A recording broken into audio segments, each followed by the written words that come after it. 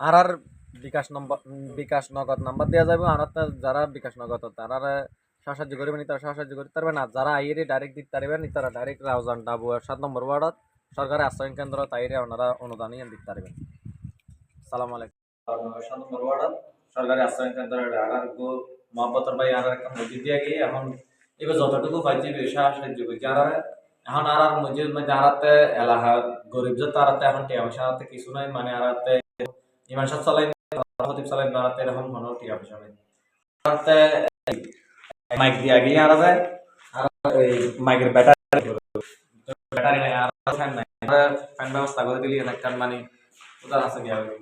আরাতে আগে এসে লাগাই পুনরায় আর কমপ্লিট করে নেওয়া পারে আর ছোট ফ্যান নাই কারণ আমি যেবে মসজিদ করে দেব হই মসজিদ দিব যে অনেকে ব্যবস্থা করে মাইক একজন দিব আমি এখানে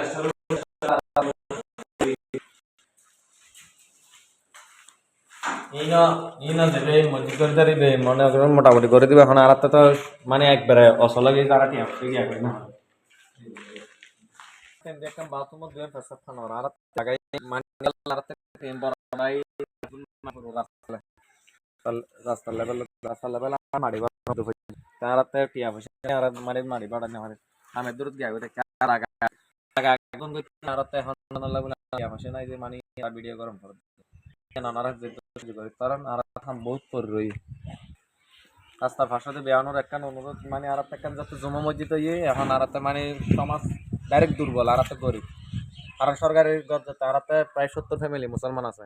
আর কি তারা তো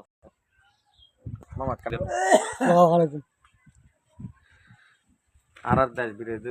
দেশ বিদেশের মানুষ বিয়ানো আর কেন সাহায্য করতে হন মানে আর মসজিদ